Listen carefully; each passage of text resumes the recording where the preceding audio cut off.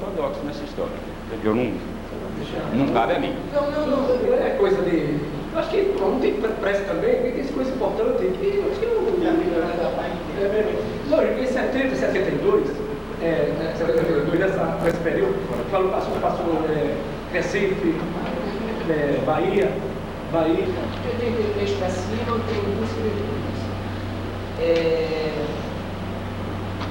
Quando você foi para Goiás, que você passou aquele período todo lá em Goiás, que você colocou aí que ficou o maior período trabalhando, né? Que você deixou tudo e deixou de ser militante.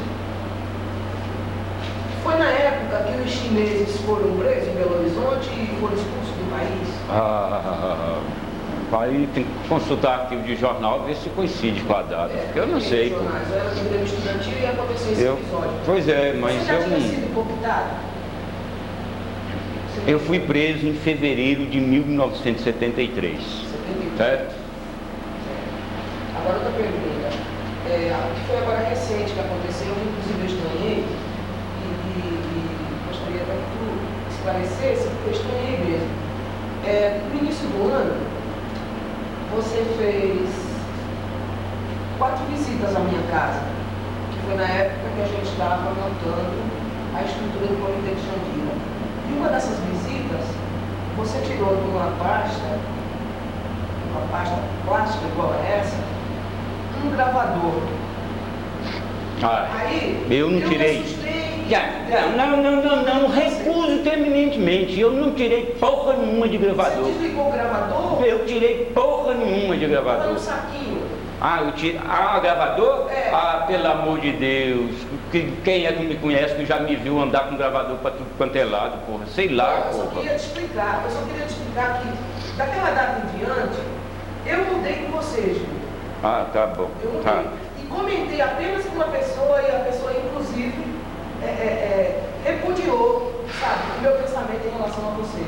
Esse gravador... E hoje eu estou ouvindo a tua história, mas realmente eu estranhei aquele comportamento. Eu dentro de uma parte do gravador. Peraí, deixa eu...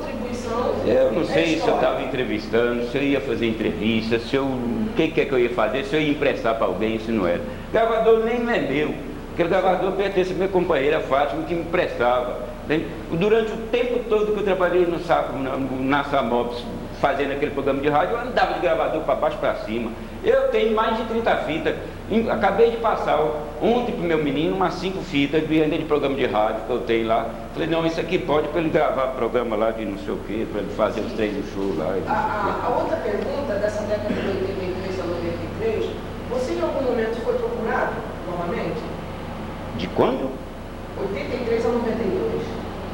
Não. Não foi procurado mais. Acabei de responder isso, pô. Tá, só isso. Quinta vez. Uma seria mais, digamos, até que usaria a expressão bastidores do Exército. Você já me afirmou numa conversa pessoal que o SEX existe, atua da mesma forma, da mesma estrutura? Segundo informações da Comissão de Desaparecido Político. Então, mesmo o SEX continuando a existir da mesma forma, segundo as informações que você tem, mas a mesma estrutura, os mesmos métodos, tal, conversa secreta e tudo mais, certo?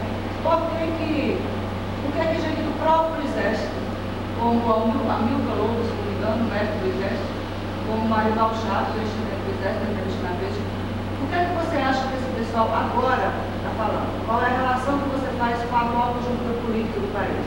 É uma questão. A outra questão é a seguinte, já que o CIEX, segundo as informações que você tem, continua existindo e atuando, na sua avaliação, você acha que continua existindo cooptação de militantes de esquerda ainda hoje, infiltração de pessoas cooptadas ainda hoje no nosso meio? Essas duas questões. Melhor do que isso, é melhor perguntar para a pessoa informada. Pode perguntar para o Buxiquem, para o Nimar Miranda, né? Zé Dirceu, né? O pessoal que está atuando nisso, eles sabem melhor do que eu. A minha informação é muito rápida, né? É de passagem. Né? Isso pode ser verificado com o presidente da Comissão de Desaparecido Político, o deputado federal Nimar Miranda, do PT. A segunda na minha opinião, não opinião baseada nas coisas aqui de Brasil, na opinião de militante que procurou ler e procura ler, conhecer alguma coisa de processos revolucionários e processos de transformação de sociedade desde há muito tempo. Se você pegar, por exemplo, a Revolução de 1917 da Rússia, né? Se você pegar, na época ainda que o partido bolchevique era clandestino, Lenin, não sei se é bem no Estado da Revolução ou se é em outra, né, obra dele, de memória, assim, não dá para citar, você vai achar num lugar lá que há uma discussão no Comitê Central do Partido Bolchevique sobre a questão de uma pessoa que está infiltrada. Lenin, em cima de uma discussão que ele teria feito anteriormente, entende, que é um clássico de discussão, que foi um clássico de discussão para todo mundo que passou, entende, por partidos políticos de esquerda aqui no Brasil, ele colocava o seguinte, que é o Estado dentro do Estado. O Estado, tradicionalmente, ele é o que? Ele que tem o poder de polícia. Dentro dessa função, que é exercida por Forças Armadas, em geral, dentro dela você tem ainda um outro agrupamento, que é o agrupamento de informação, que continua funcionando até hoje. Há pouco tempo aí está nos jornais, é só abrir os jornais, de vez em quando a P2 da PM está desbaratando alguma coisa que acontece. Se eu considerar isso do ponto de vista do processo histórico, eu acho que deve continuar. Segundo o pessoal lá, eles têm indícios que continuam funcionando. Aí eu remeto a uma outra questão, entende? Que não é diretamente colocada, entende? Mas acho que implicitamente ela deve ser colocada, também baseando nos clássicos, entende? De leituras aí. Entende? É levantada uma suspeita de um cara do comitê do Partido Bolchevique, ainda na clandestinidade. Entende? Isso cria uma polêmica, entende? Com a opinião de um dizendo que devia ser feita uma coisa, outra. Entende?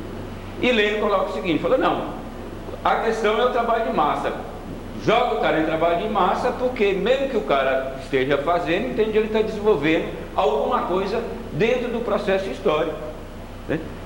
Se isso já existia, se as forças de repressão, entende, conhecem, por exemplo, aí eu vou voltar muito antes, entende? No golpe de 64 tem uma pessoa que foi notabilizada, aquele general aí que invadiu, que tomou lá o Congresso lá, muito conhecido, muito badalado na época, não me vem na cabeça aqui agora. Todo mundo que entende que foi de preso e que participou de organizações aí clandestinas e que já em 64 foram depor, né?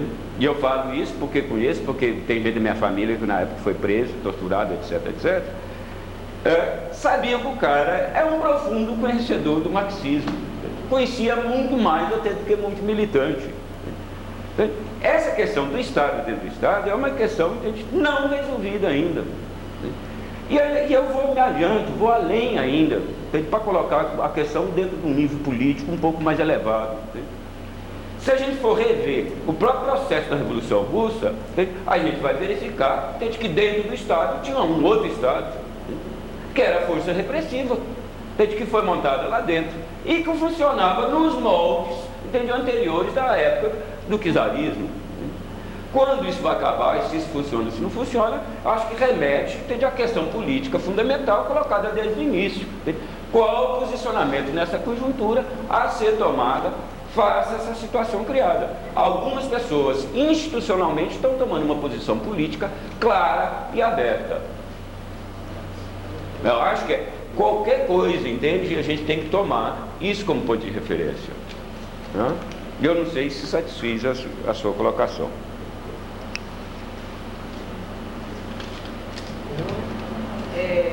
Quatro perguntas